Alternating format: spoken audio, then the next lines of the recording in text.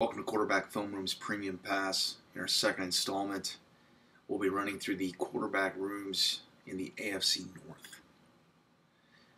So Baltimore, they have a very light cap hit in 2020 for their roster guys. So just over $4 million in terms of money or cash for 2020. So obviously Lamar Jackson entering year 3, MVP of the NFL. Okay, unbelievable trajectory in terms of being able to grab the league by storm. And I mean, he has been phenomenal with his performance. He'll be making $1.3 million in 2020 only, and then obviously he'll be due for a new deal. Maybe even as early as next season.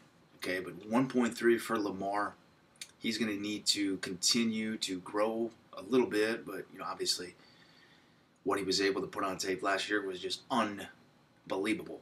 I mean, honestly, I don't think we've ever seen a player do what he's done this early. Okay, behind Lamar, Robert Griffin III is going to be the backup again. So he signed a deal where where he's going to make $2 million this year, and that's guaranteed.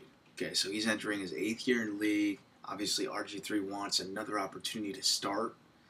Probably not happening for him, but still, he's making some decent money this year. Trace McSorley was a bit of a surprise. He was an undrafted free agent kid who they signed last year. He's making $675,000 this year. He'll be rostered, so he's going to make the 53. And then Tyler Huntley out of Utah, rookie undrafted free agent. If for somehow he makes the team, he'll make $610,000 this year. Otherwise, they may try to slip him into the practice squad. And then Cincinnati, very, very young quarterback room. Joe Burrow, $24 million signing bonus. That's going to be what he gets paid this year. Ryan Finley, who they drafted last year in the 4th, he's going to make $675,000 this year. Finley actually had an opportunity to play last year a little bit, so he's got some game experience under his belt. And then behind Finley is going to be Jacob Dolegala, Central Connecticut State, $675,000. I foresee Dolegala making the 53. Okay, so they've only got 3 quarterbacks, on their roster right now. Maybe they sign another guy here before camp. So, would not shock me. Cleveland, new coaching staff. Baker Mayfield entering year 3. A lot of the money that he made was in his signing bonus as a rookie. Salary hit for Mayfield this year is going to be $3.4 million. Big year for him. Had a down year last year, but Kevin Stefanski, the new Browns head coach, has a solid offensive system. Behind Mayfield, the Browns signed Case Keenum, journeyman, backup / starter at times. Case is entering his 9th year in the league. Wow. And he signed a nice deal. So he signed a deal that basically guarantees him $10 million. For 2020 and 2021. This year, Case is going to make $5.5 million. Okay, so he's going to be the backup, and if something were to happen to Mayfield, obviously he'll play. But this is Mayfield's team in 2020. Then behind Keenum is a guy who the Browns signed last year in 2019 after the AAF. So Garrett Gilbert was the best quarterback in the AAF, playing for Orlando. That league obviously folded. He signed with the Browns last year, and he's going to make the 53 as well, I would imagine. $800,000 for him. And then the Browns signed an undrafted rookie free agent out of Princeton, Kevin Davidson.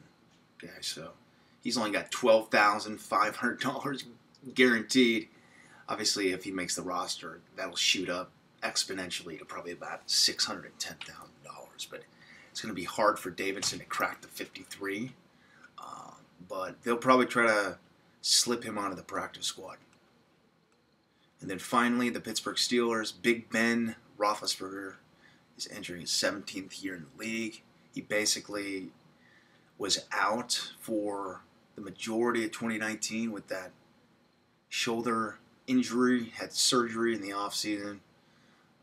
The cap hit for Big Ben this year is $26 million. So Steelers want to make one final run maybe with Big Ben. His contract was a 3-year deal for $68 million that he signed before last year. But the Steelers have an out after 2020 if that's the way it ends up going. But I think Big Ben's determined to have a bounce back year and show that he can still play. Mason Rudolph had, huge opportunity to play last year. Started a lot. Obviously lost his job to Devlin Hodges, who was a rookie guy last year. But Mason Rudolph, he certainly has tools to work with. Throws with good anticipation. Natural throw of the football. Those types of things. But again, he's going to be fighting for the backup job. $836,000 is what he'll make this year. Devlin Hodges entering his second year, unexpectedly started multiple games last year for the Steelers. At times looked good, at times looked not so good. $0 in guaranteed money this year. He makes the 53 as that third quarterback. He'll end up making $675,000 in 2020.